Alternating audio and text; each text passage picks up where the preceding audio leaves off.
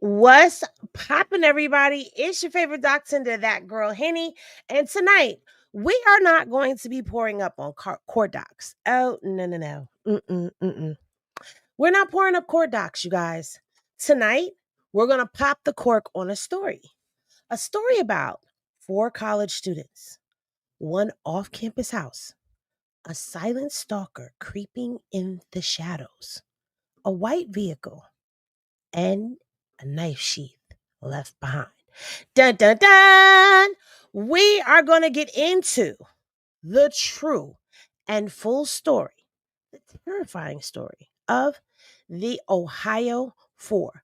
So grab your shot glasses, your red cups, or your styrofoam cup, whatever it is that you use to sip while I pour up, and let's get into all of this hot Henny. Big poppin', money in the bank coming, dropping a deposit. Having it my way, so I got these bitches watching. Steady getting to it, couldn't fit it in my pocket. Flexing everything, baby, tell me big poppin'. Money in the bank coming, dropping a deposit. Having it my way, so I got these bitches watching. Steady getting to it, couldn't fit it in my pocket. Flexing everything, baby, tell me what to tap it. So, welcome back to the bar, everybody. Yes, if you are new here, welcome. Please be sure to like, comment, and of course, subscribe. Click the notification bell, select all, so that you get notified whenever I do a video. And if you are a returning Mob Down Henny Gang member, yeah.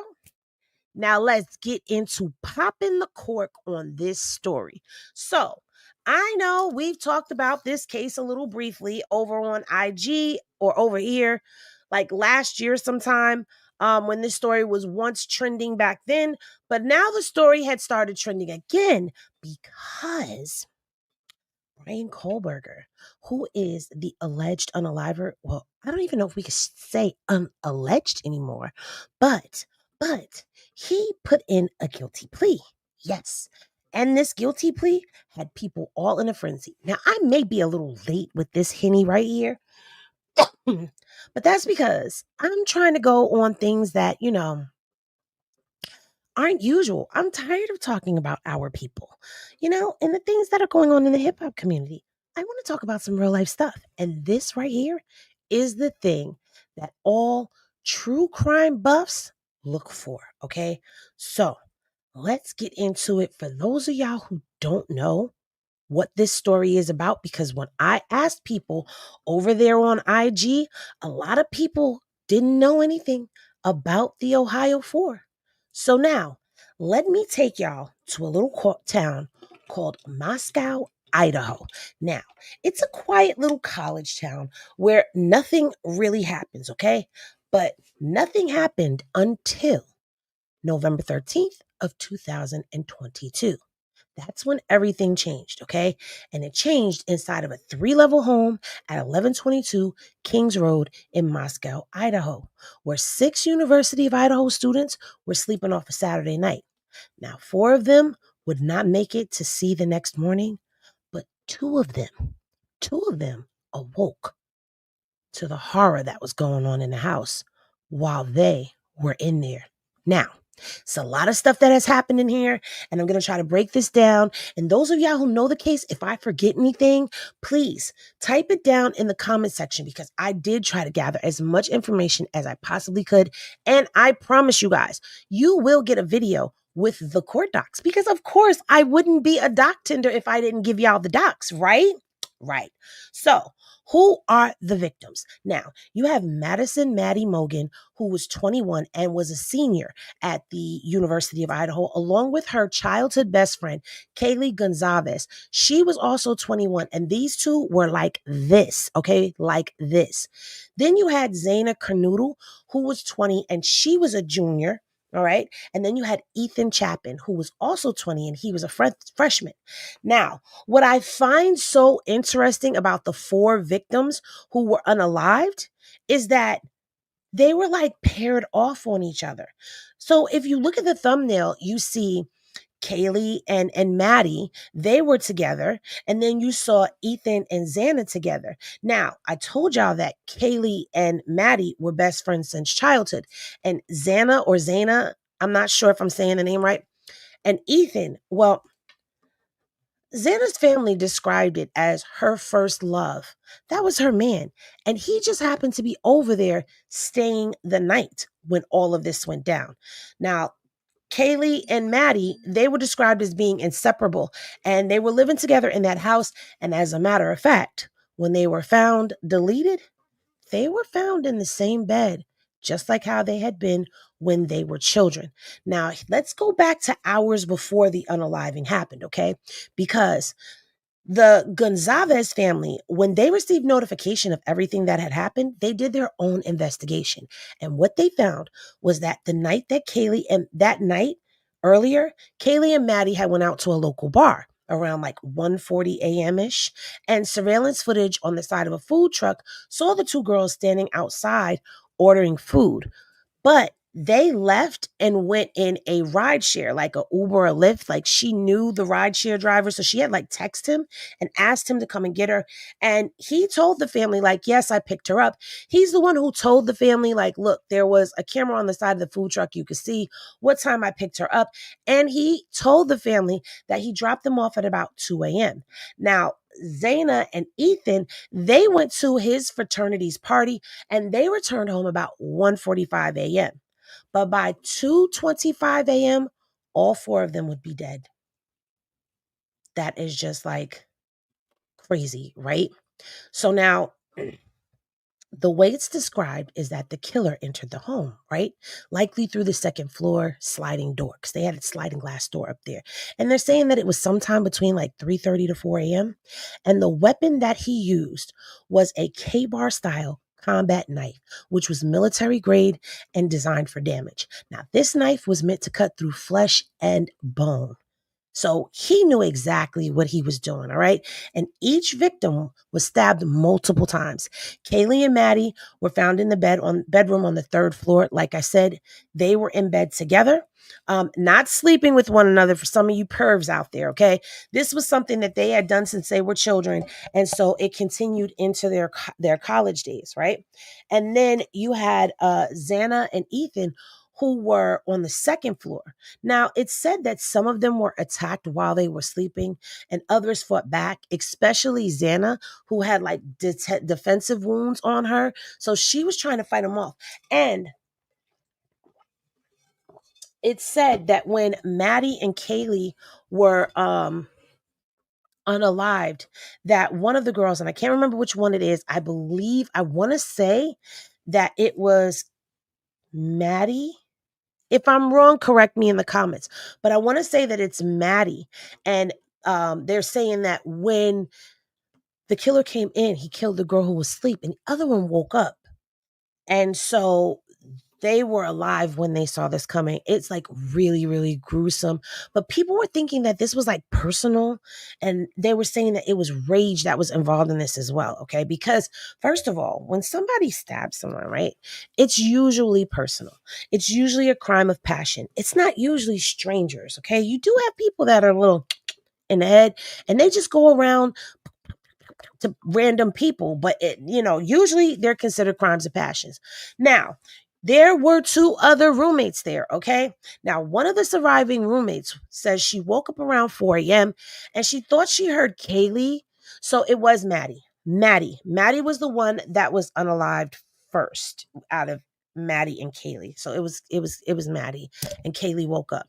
So the roommate says that she thought she heard Kaylee crying, and she had opened the door not once but 3 times, and on the third time, that's when she saw a man in a black mask over his mouth and nose, bushy eyebrows, walking silently past her and out the sliding glass door.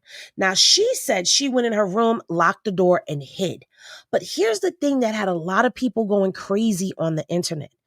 Nobody called 911 until 11:58 in the morning the next day. You might as well say noon. Mind you, this happened at 4 in the morning, between 3:30 and 4 in the morning. And nobody called until 8 a.m. And people were going in on this roommate. The online people were not holding back. They were harassing her. TikTokers, Reddit sleuths, they were all going in. She got blamed. She got doxxed. She got drugged. But the court docs later revealed that she thought Xana had just passed out from drinking. She didn't understand what she had seen until the morning when more friends came over and discovered the truth. Okay. The other roommate was downstairs on the first floor, and apparently she slept through everything. So, again, remember, I told you guys that this was a 3-level house. So, the killer entered in through the second floor, must have encountered Ethan and Xana and decided to take them out, then went upstairs to the third floor, took out Kaylee and Maddie, and then went back out the way that he came. So it's not like he even went in there to just go take everybody out. People feel like this was targeted, okay? Now, when the police arrived, the scene was described as horrific, okay? There was blood everywhere, even dripping in the exterior walls of the house of the second floor. Like, they showed a picture and there was literal blood coming out the bottom of the house. Like, it was like the house was bleeding, someone said.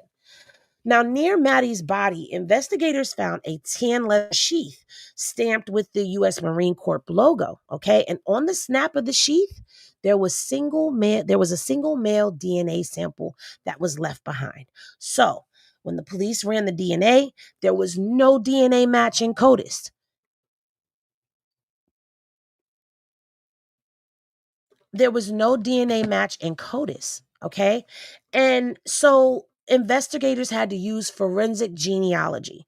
So they updated the DNA. They uploaded the DNA into a GED match where they found a partial match to a distant relative. From there, genealogists built a family tree and landed on the name Bryan Kohberger. Now, they tracked Bryan down to his parents' house in Pennsylvania, and they went through the trash and they found items in there. I was told through different things, like one source said that it was a napkin, another source said that it was a glove, and another source said that it was a Q-tip. So I'm just going to say that they found some type of something with DNA of his father on it, and they matched the DNA on the sheath to the DNA of the father, meaning that somebody was related to the dad. And that's how they were able to confirm that it was, in fact, Bryan. Now, Bryan's name is Bryan Christopher Kohberger, and he's 28 years old with a PhD, okay? And he was a student in criminology at Washington State University, which was just 10 miles from the murder scene. All right. So he was not that far away.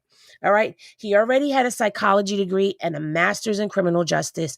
He was socially awkward. Just like the people who described him, classmates, they described him as socially awkward, intense, and obsessed with serial killers and crime scenes.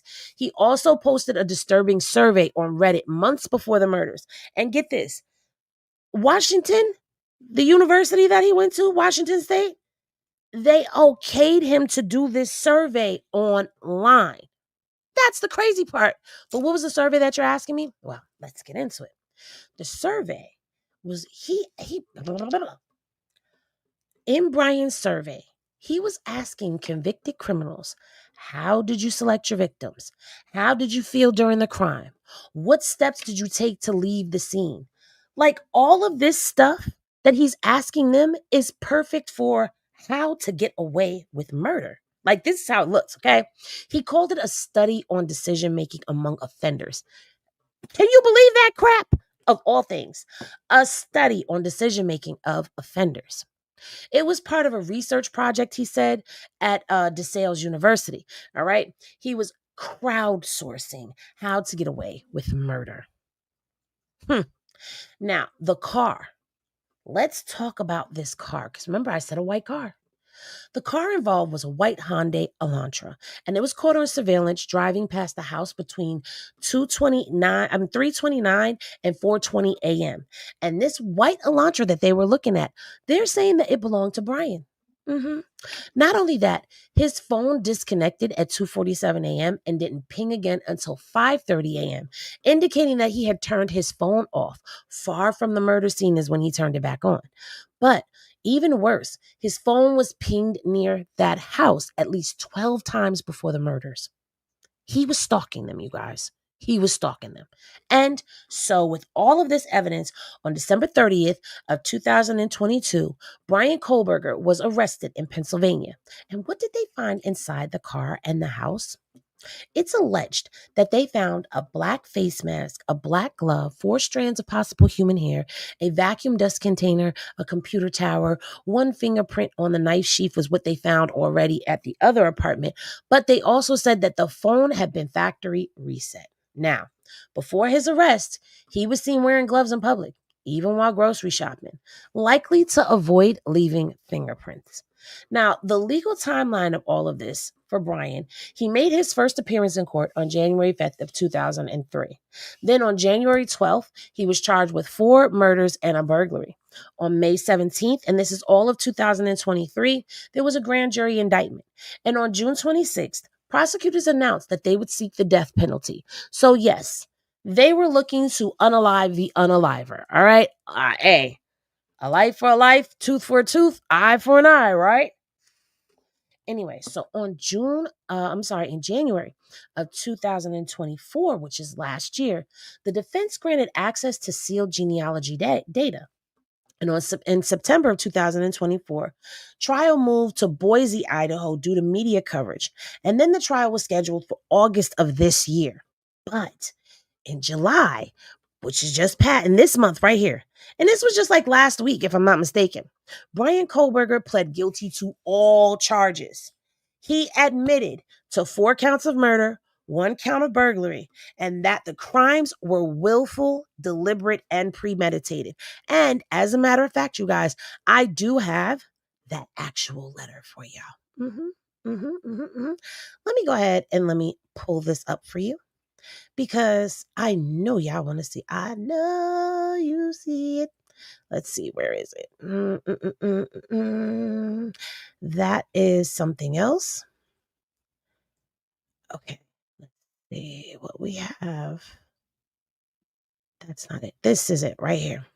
Now, let me go ahead and let me put my watermark up, because people be stealing. People be stealing. And that's not to say that this information isn't already out there, because I'm quite sure it already is. But this is the actual letter, okay, where he admitted. And in this letter, it's called a written factual basis. This is what they said. I hereby admit responsibility to count 1, which was burglary. And that he admitted that on November 13th of 2022, that, he unlawfully entered the residence of 1122 King Road. Now, let me explain this to y'all and why I'm showing this to you guys.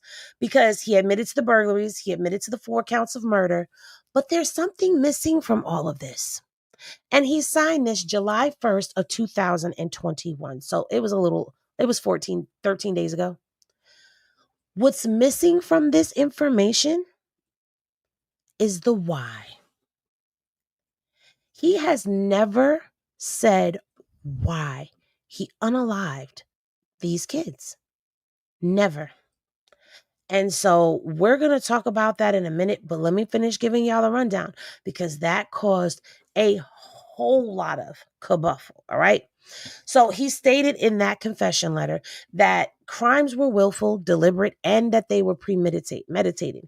And what did he get in exchange for this, you ask? Well, the death penalty was taken off of the table. He received 4 consecutive life sentences without parole, plus 10 years. Now, I don't know if you guys consider that justice, but he also waived all his rights to an appeal. Now, for the family, Zana's family, Cara Northington, she said she felt a sense of divine protection, okay? That the plea deal prevented them from reliving trauma through a trial. For her, it brought peace. You got to think about that, because for the families, if they had gone through a long, drawn-out trial, they would have to live through all of that again. They would have to see autopsy pictures and hear all of the testimony of everything, all the gruesome details, and just the little bit that I gave you guys, that was gruesome enough. So imagine it being your child. So she was relieved, like, okay, whatever, he pled guilty, take him away for the rest of his life. It's done. I don't have to hear the gruesomeness anymore. I could just grieve in peace now. But for the Gonzalez family, oh, baby, they were furious, because they wanted Bryan Kohberger dead. They wanted the death penalty. They wanted answers from him. They wanted to know why. They wanted their day in court. They believed that justice was not fully served for them. Okay. So now, like I said, he's never explained why. And the family, they have never gotten an explanation as to why. But investigators believe that he may have been fixated on Maddie Mogen. At the plea arraignment, the lead prosecutor for Kohberger appeared to specifically, said he specifically appeared to target Maddie and Kaylee, who were on the third floor, and that Zaina and Ethan, that they must have walked in on him and were killed to eliminate witnesses. But if you think that, then what happened when he walked past the roommate? Now, others believe it was about power, a man obsessed with dominance, anger, rejection, and control. And other people believe that he just wanted to try to see what it was like to actually take someone's life, to see what it was like to be a killer. And I'm not sure if that's accurate or not, but you got to think. He was already doing these surveys. We don't know if he's done this before already. This is just my own little spin on it, but this was really some craziness when I started really digging deep into it. So where we stand right now with this case is, as of this month, Kohberger is still in custody and awaiting his sentences on July 23rd, which is just in a couple of days. So I'm going to spin the block and tell y'all what the sentencing is. The family at that point in time at the sentencing will be able to deliver victim impact statements. So for the Gonzalez family, hopefully this will give them some type of closure, because they'll get to have their say and their day in court. But again, that family, they don't care, especially the mom. The mom wants blood for blood, okay? And Bryan, he'll begin the rest of his life in maximum security. The case will be closed, but the mystery still lingers because he never gave the reason why he did it. Now, as far as rumors and theories go, Reddit is full of them, all right? This case sparked an online storm, and some facts, some were speculation. But here are some of the rumors and the speculation that was going on. People were questioning and saying that they wanted to know, did you see Kohberger in the video? Some people were saying they could see him in that food truck video, and they claimed that he was watching Maddie and Kaylee, but it was never confirmed, okay? People were questioning, did he know the victims? He did follow Maddie, though, and Kaylee on Instagram. The Gonzalez family, when they sat down with 48 Hours, did tell them that when they were looking through and they found his online profile on Instagram, that he had liked several of Kaylee's pictures.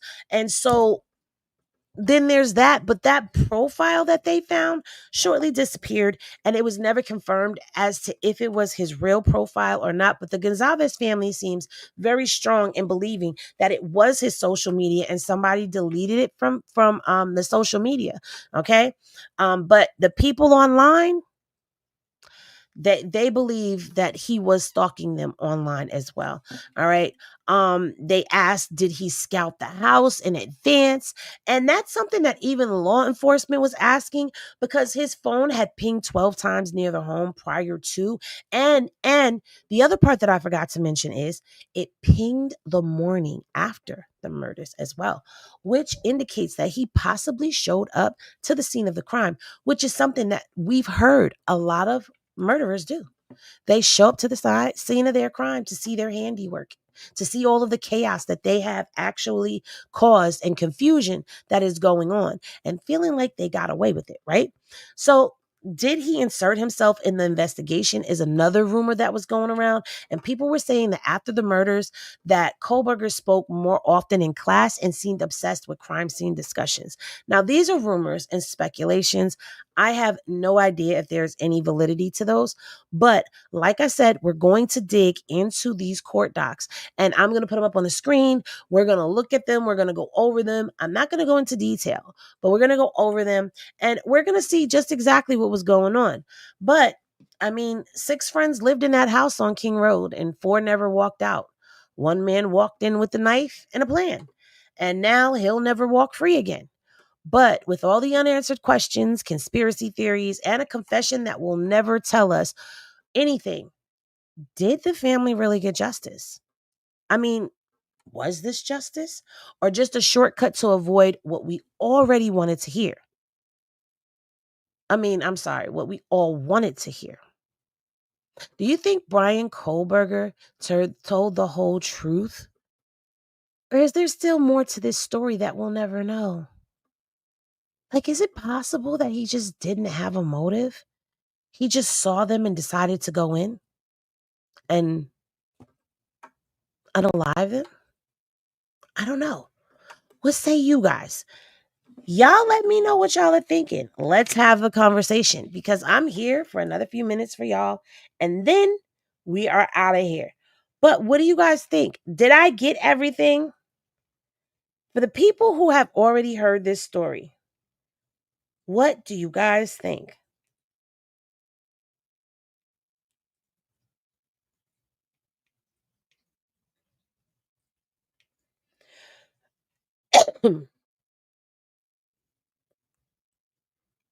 Okay, my bad. Okay, so Vanessa says it's more to the story. Xavier said there is definitely more to this story. Kristen said people just evil. Uniquely said he was just crazy and saw an opportunity and took it. All right. Sherm says, you know what? Thank you, Lisa. Lisa, how are you? In my personal opinion, if I have to give my 1-2, which I know you guys want my 1-2, if you want me to give y'all what I think, drop a Henny glass in the chat. Ooh.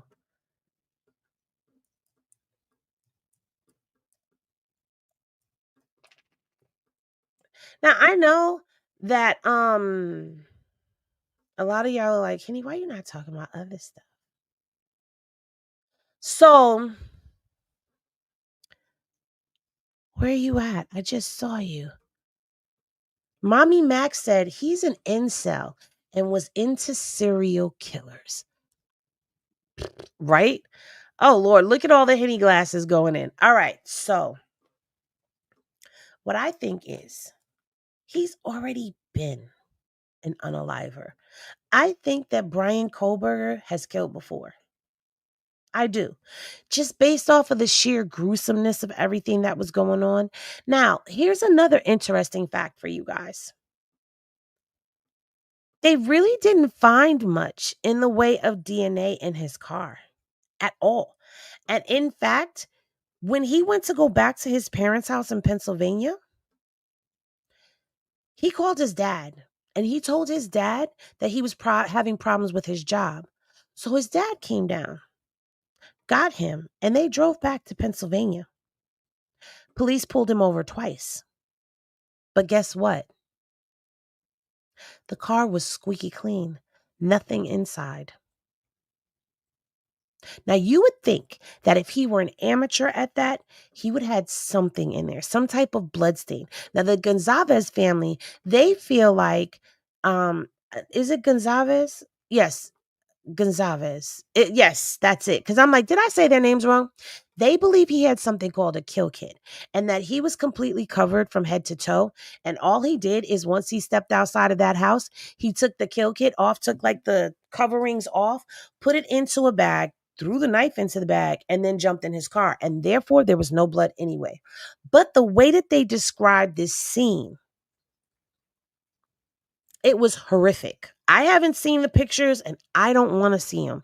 And I'm a person who usually watches like forensic files and things like that. I used to watch forensic files when they would show the bodies. And it didn't bother me. But I don't want to see these pictures. I've never seen a crime scene where there was blood leaking out the house. And I literally saw that picture, you guys. Crazy work. Crazy work. And the fact that he would even have a kill kit speaks to a level of professionalism. Now, it's different to talk to people who have already unalived folks and get advice from them, have them kind of guide you on what to do and what not to do. It's another thing to actually go and do it. That's just like somebody could tell you how to shoot a gun, but it's different until you actually go and shoot a gun. So that's what makes me feel like I think he's done this before. And it may not have been with human beings, it may have been with animals. Because a lot of these serial killers, they always start with animals for some reason. I'm just saying. Yeah. Mama Max said, I saw it. Mommy Max, sorry, said, I saw that. I saw it too. I think it was Xana's blood because she was on the floor. Yeah. Yeah. I really do. I really do feel like, this was just gotta watch them kids who delete animals at young. Yes, absolutely. Yes, that was very heinous, a very heinous crime. Almost like he didn't even blink an eye. Right.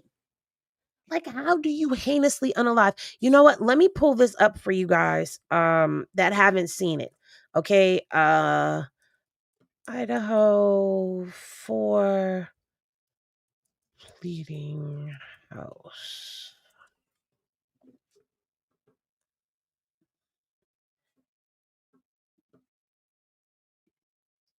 Of course, it's going to be on Reddit, but it is an actual photo from the house. Like this was really, viewer discretion is advised, you guys. But I'm about to show y'all because I know a lot of y'all did not see this.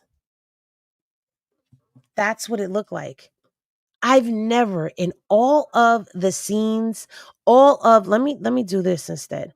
In all of the time that I have spent investigating, not investigating, but watching unaliving, well, I've been saying a lot of stuff that YouTube probably would not like. So I might as well just go ahead and finish it off. But I've watched a lot of murder programs, and this is something that I have never seen before. I have never seen this before. Have any of y'all ever seen this before?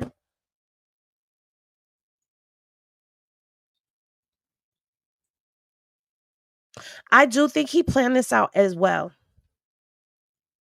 You watched Dexter Swagger? What you know about Dexter? That was my show. Yeah, nobody has ever seen that before. I don't trust no ninja with no facial hairs. That's the thing though, because the roommate described him. Wait, you said in Amityville Horrors? Really? Really? Like real, or is it the movie? Are you serious? There's a new season of Dexter? Oh, I gotta go watch it. I love Dexter. Does everybody in here know about Dexter? Like sidebar for a second. Does everybody in here know about Dexter? Because Dexter is a serial killer that kills serial killers. And he was a Miami blood splatter expert. And he had this whole room that he would take them into and he would put them on the table. The whole room is covered in plastic. He's completely covered, no DNA, no nothing. And he was like a superhero psycho. I love Dexter. He didn't play any of that stuff. You hurt a kid, you unalived somebody, you did some gruesome stuff, you did some trafficking, you was going to find yourself on that table in a room full of plastic. Anyway, I know about it, but I haven't watched it. Jessica, you will love it. You will love it. We need a Dexter now. I'm sorry. Now, with all of this madness that's going on, I'm going to say this. I feel for the family, okay? Because Dexter is a TV show that ran on Showtime that you can actually watch on Hulu now. But the way that show ended and it picked up now, I can't give away everything. I can't give away everything. All I could say is during the whole season of Dexter, there was a lot of twists and turns. And when the new season of Dexter came out, the twists and turns that took place in this, baby, the apple didn't fall far from the tree now, did it? If you know, you know. Please go check it out. Please go check it out. It is a very good show. Anyway, now let's get back to this story. I've never in my life seen anything like that before, and I never want to see anything like that ever in real life, ever. I hope I never see anything like that in another unaliving story, but that goes to show you just how gruesome it was. And it's sad. It's sad. And the fact that they were stabbed multiple times, I really feel like he stalked these girls. Found them on social media. I think that was his real social media page. I think the family was onto something. Let me tell you something. I want to say shout out and salute to the Gonzalez family because they were investigating before the police could. And let me talk to you about the Moscow, Idaho Police Department. They were so ill prepared. They didn't even know how to handle the press. Like the mayor had to step out and speak to the press. And then he had to tell them, get a badge. His direct quote, get a badge out here to handle this. Because after a couple of days, he's like, y'all got to say something. They had never had anything of this magnitude happen in their small little quiet town. Okay. Not only that, the only unaliving that they had prior to this, it was an unaliving, but it was not something like this. I also feel like, along with Bryan Kohberger possibly unaliving before, maybe some animals, I think this was the beginning of his serial killer spree. But unfortunately for him, he got caught. Unfortunately for him and fortunately for the rest of the public, let me say that. He got caught on his first try. Yeah. Just imagine if he would have never left that knife sheath behind, they might have never caught him because they didn't find anything identifying of him. And the roommate that did see him, she said she couldn't see who it was. All she could see was their eyes and bushy eyebrows. Now, he did have eyebrows, but what happened to his eyebrows? Is he shaving them off? He's got to be shaving them off, y'all. He's got to be, because that was a dead giveaway. Hold on, Kohberger. All right, I'm trying to find a picture of him before he went to prison because he had eyebrows. Okay. You could kind of see his eyebrows here because I want y'all to see. I think he shaved his eyebrows off. Yeah, you could kind of see his eyebrows here. Okay, looky here. Commercials, go away.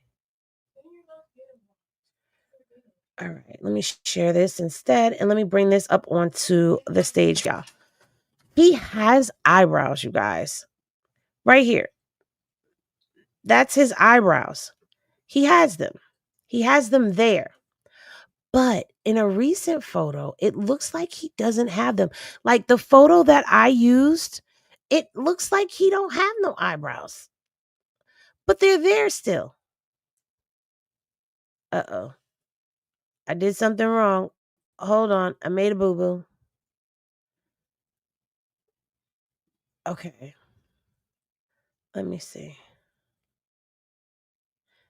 They're still there. They're just very faint. Okay, they're going to make me play a video. So let's go ahead and let's hear what they said on the news. All right. Now, with the new book on the Idaho College murders case, it details what those closer to the victim believe may have been the motive. Kana Whitworth joins us with the story. Good morning, Kana. Yeah, Michael, good morning. So ahead of next week's sentencing, James Patterson and Vicki Ward discussed their new book about the murders. It's based on hundreds of interviews surrounding this case. James Patterson. Are you serious right now? Okay, so let me explain. Amazon Prime, if you have it, they have a series out right now about this very case right here. And now James Patterson is writing about it. And in this book, they reveal new details and attempt to lift the veil of secrecy that has shrouded this case for more than 2 years. Now, that's the other thing about this case. Everyone was forced to sign an NDA, kind of like what happened in Diddy's case, but Diddy's case was federal. All right. Now, the police department and all of them, they could not give the family any information. They couldn't talk about anything in public. A lot of stuff was being withheld from the family. So it was a lot of things that were going on with this case as well. This morning, new revelations from those closest to Maddie Mogen, Kaylee Gonzalez, Xana Kernodle, and Ethan Chapin about what they believe was the motive behind Bryan Kohberger's brutal murders of the 4 University of Idaho students. For people who have followed this story, we wanted to give them closure. Best-selling author James Patterson and investigative reporter Vicky Ward teaming up for the new book, The Idaho 4, An American Tragedy. I've never known what James Patterson looked like. I hope that they're going to be giving some of these proceeds to the family. James Patterson is a pretty big name when it comes down to novels, especially unaliving novels. For me, he's right up there with Stephen King. The only thing with Stephen King is his books are like this. I usually just wait for the movie because the books are ridiculous. But I hope that some of the proceeds for this are going to the families. Conducting over 300 interviews with people with ties to the case, including family and friends who believe Maddie was the target. There was consensus that it was Maddie that Kohberger was going for, and the victims' families, I think, would all agree with that. You know, everything points to that. Moscow police. Now, before I continue on with this video, I want to say this. I'm curious if the reason they keep saying that they believe that the target was Maddie is because Maddie had the most damage done to her, if that makes sense to you guys. Because why would they keep singling out Maddie, saying that it was her, if that's not the case? I think she's the one who had the most wounds inflicted on her. I'm just being honest. Police allege the culprit's cell phone records show his phone appears to have been close to the King Road house on at least 12 occasions between August and the night of the murders in November, almost always late at night. The book also describing what it calls a recurring nightmare of a...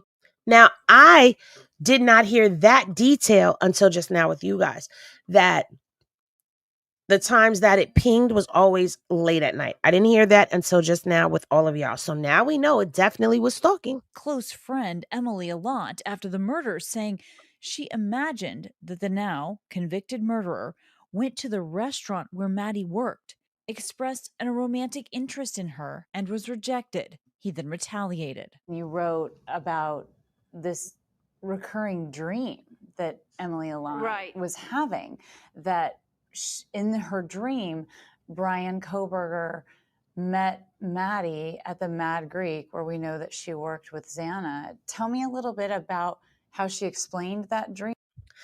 Hold on. Henny Glasses in the chat if y'all want to hear a conspiracy theory based off of what we just heard. Wait a minute. Mommy Mac, I think you already here. She said, Y'all want to hear a conspiracy theory based off of that? Because I'm about to spin. Matter of fact, forget the Henny Glasses. Tornadoes in the chat, because we're about to spin. We're about to spin. And Mommy Mac, you right here with me. Now, I find it very interesting that there are people who actually survived this unaliving. One who saw him and says he walked right past her, did not unalive her. Another who slept through it on the first floor. And now you have a friend who's saying they had a recurring dream of this guy going to Maddie's place of employment and hitting on her, and she rejects him, and he comes back and unalives her. Is this something that was told to her that she is now saying is a reoccurring dream? This is her way of confessing. But she didn't want to be involved, so she didn't say nothing. And this is the best way for her to be able to get this off her chest, to say that it's a reoccurring dream. Because if you were close friends with these girls, they obviously would have told you about somebody coming into the restaurant, a creepy dude trying to hit on them. Did I go too far? Mommy Mac, were you thinking the same thing? Because you gave a right around the same time that I said in my head, See?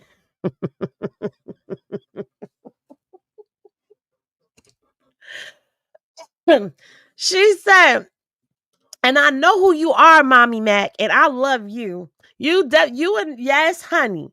We shall see if they rescind that gag order. There's so much info they are holding back. Girl,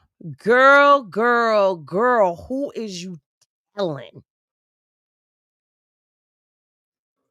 I'm just saying. Y'all said I didn't go too far, okay? I thought they said that he didn't see the one that saw him. She said he walked right past her.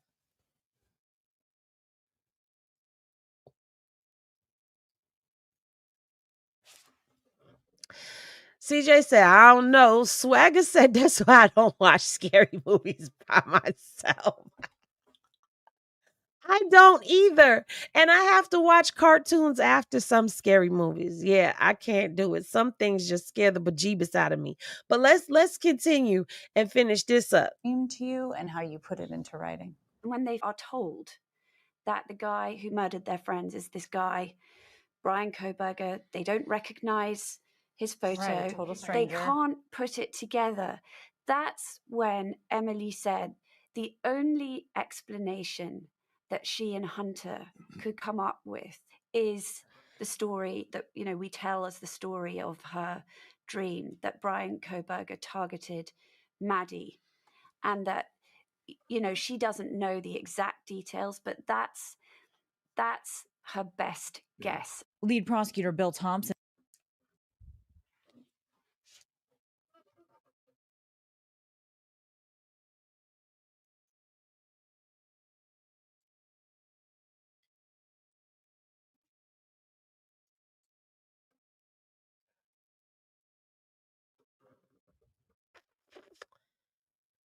I think I'm going to play that part again because the way she sounds like she's trying to explain, she tells the story. Nah, we got to hear that one more again because some Henny Glasses in the chat, if that ain't something sounds suspicious in her explanation of things, like she trying to, I don't know. I think old girl know more than what she says. How she explained that dream to you and how you Kohberger met Maddie at the Mad Greek, where we know that she worked with Xana. Tell me a little bit about how she explained that dream to you and how you put it into writing. When they are told that the guy who murdered their friends is this guy, Bryan Kohberger, they don't recognize his photo. Right, a total stranger. They can't put it together. That's when Emily said the only explanation that she and Hunter could come up with is the story that, we tell as the story of her dream, that Bryan Kohberger targeted Maddie, and that, she doesn't know the exact details, but that's her best guess. Lead prosecutor Bill Maddie, and that, it's that stumbling is the story that, we tell as the story of her dream, that the story that retells the story of her dream. Bryan Kohberger targeted Maddie, and that, she doesn't know the exact details, but that's her best guess.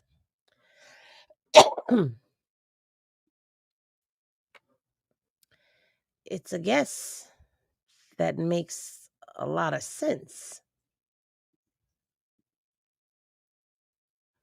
Not look at Jim Carrey.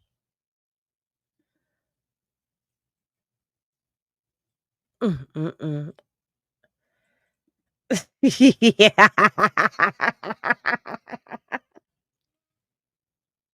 I'm just saying. I'm just saying. Let's continue.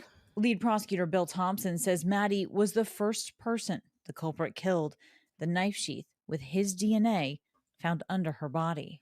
Kohberger, the So that's it. She's a very pretty girl. She's a very pretty girl. criminologist, had such training for this, and he almost committed the perfect crime. Had he not left the knife sheath, he probably wouldn't have gotten caught. For nearly 7 weeks, he hid in plain sight one of the only sources of real information, a surviving roommate who told friends what she saw.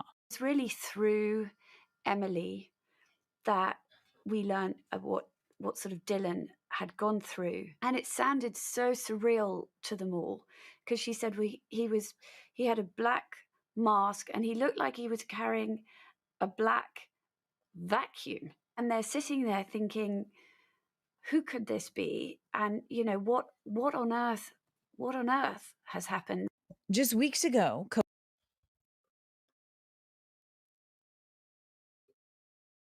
A vacuum duster? Remember I said a vacuum duster.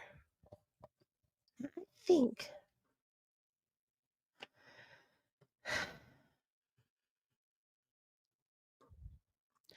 you see somebody dressed in all black with a mask on, and this is all you could see in your house, and they got a vacuum duster with them, and you had enough presence of mind to lock your door and hide.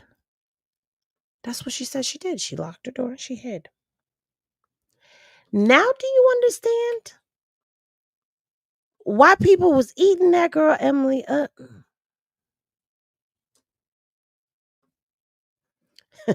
She said they've been chit-chatting amongst each other. Gag order my ass. Okay. His kit. And if I'm really scared, I might just have my face in the food. You know what? What are you talking about, sir?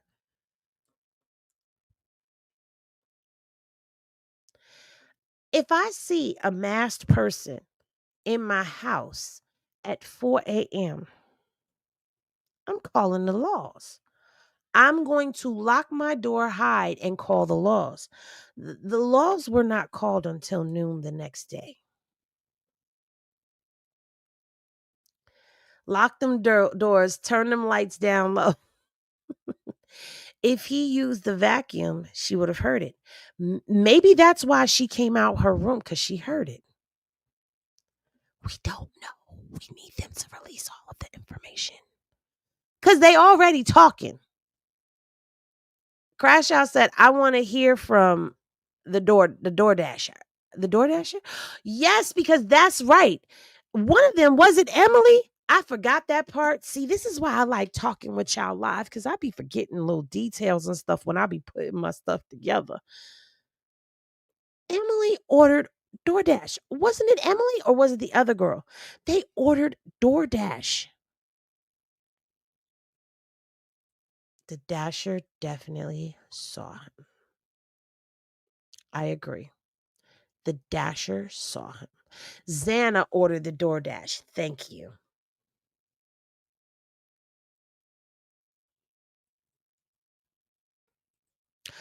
Oh, so Xana orders the DoorDash. She goes downstairs. She answers the door. He slides in through the sliding glass door just as she's coming upstairs. He sees her. She sees him. They're both startled. She runs in the room to Ethan. He goes in. Nope. Couldn't happen, because he unalived Maddie, first. So he's upstairs. He unalives the girls. Emily is the one that said she heard somebody that sounded like they were crying. Somebody saying, don't worry, I'm going to help you.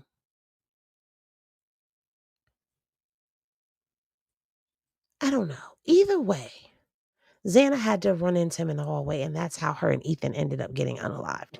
He didn't touch nobody else in the house.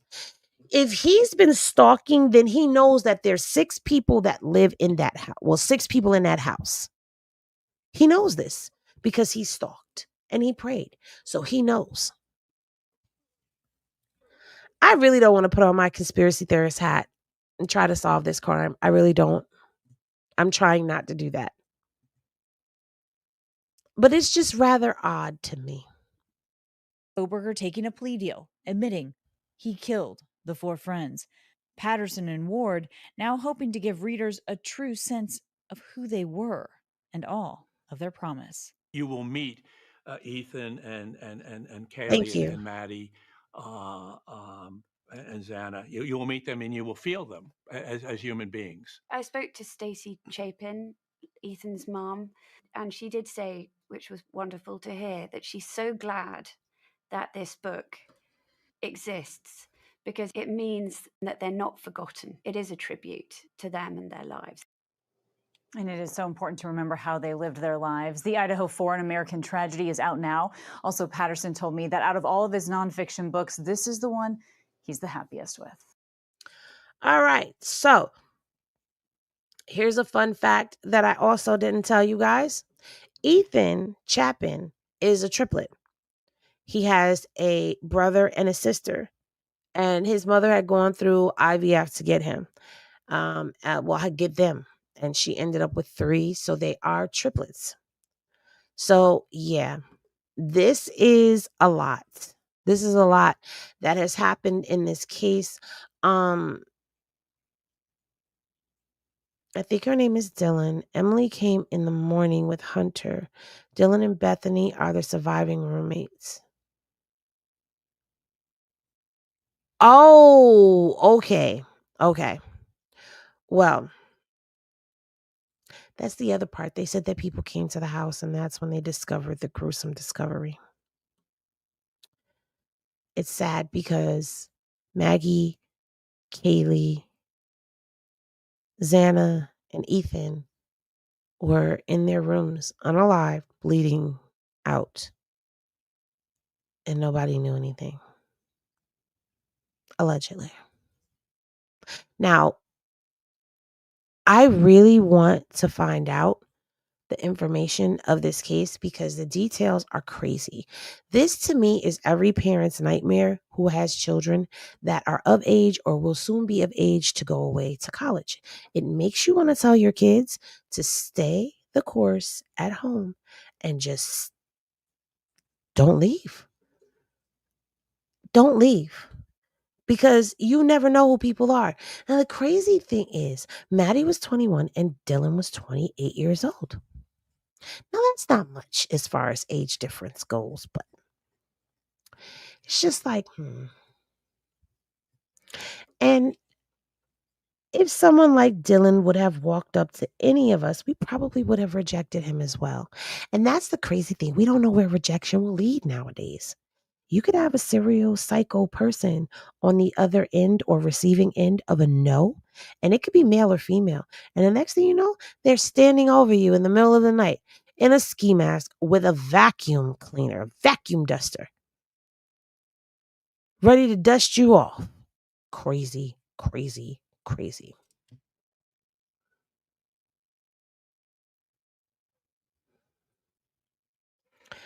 I know everything about this case is able to be confirmed. You mean to tell me one survivor saw him, but didn't people being taken on in the same house? What do you mean crash out? Bryan. Who's Bryan? Yeah, what did I say? It's too many damn names. It really is too many damn names. Don't talk to grown men with facial hair. I cannot take y'all seriously. Well, listen, I am about to bid you guys adieu, but I wanted to bring you guys an opening to the Idaho 4 unalivings. Now, I am going to go ahead and give y'all a couple of other things. I said, Dylan, my bad. My bad, Dylan. I ain't mean to name you as the unaliver because it wasn't you, Dylan. It wasn't you. It was Brian. I was about to say it was Ethan. Sheesh Louise. Yeah, this is too many names in this case. But yeah, we're going to look at some of these court docs as we could look at the court docs. And yeah. So I was supposed to go live with Watching the World 777 with Mel again, but I forgot the time. I thought he said 10 o'clock, but he said that for 10 o'clock in the morning. Okay, but I'm gonna see if he still wants to jump on because I told him I wasn't gonna be on live very long at all. So yeah. Don't talk to men with bushy eyebrows. Yeah, and then tomorrow we're going to start over fresh. Oh no, tomorrow is Emo's graduation, you guys. So you're not going to get your 10 o'clock in the morning live, but the 10 and 10 will definitely be back in full effect because you guys have twisted my arm. Y'all will not let me do videos, but I'm still going to sneak some videos in there with you, okay? Y'all are still going to get some videos and y'all are going to like it. Also, I recorded the episode for the podcast about Cassie's transcripts, but I read the transcripts on here. I thought I could use the audio, but the audio is horrible, so I have to read the first part of the transcripts over again. And then I'll have 2 episodes that I could drop. So, and then I'm going to move on to the third and just keep going. So I'm going to be recording that for y'all. And it looks like maybe by this weekend, we can start dropping the episodes. So I'm excited for that. Yiggity. And I decided what I'm going to do with the transcript reads is I'm going to drop them in members. So if you are a member, you will get the video. If you are not a member, you will get the audio. And that's it. Members will be able to see the transcript and see my face and all of that stuff as I read. If you're not a member, you'll just hear the audio out here, which it doesn't really matter. It's going to be a playlist. But anyway, thank you guys for tapping in and tuning in with me. If you're on the replay gang, shout out to y'all as well. Let me know what y'all think and sound off in the comment section below. If there's a case that you would like me to go over or review or anything like that, please be sure to inbox me at That Girl Henny Reviews on IG, and I will get to you as quickly as I can and see about doing the story that you guys want to hear next. But I feel like I should just give you these videos like this in a video and not a live, and then we can discuss the paperwork on a live. I don't know. Y'all let me know. But anyway, love is always love, y'all. When y'all rest well, and I'll see y'all in the next pour up. Peace, everybody. We are out of here.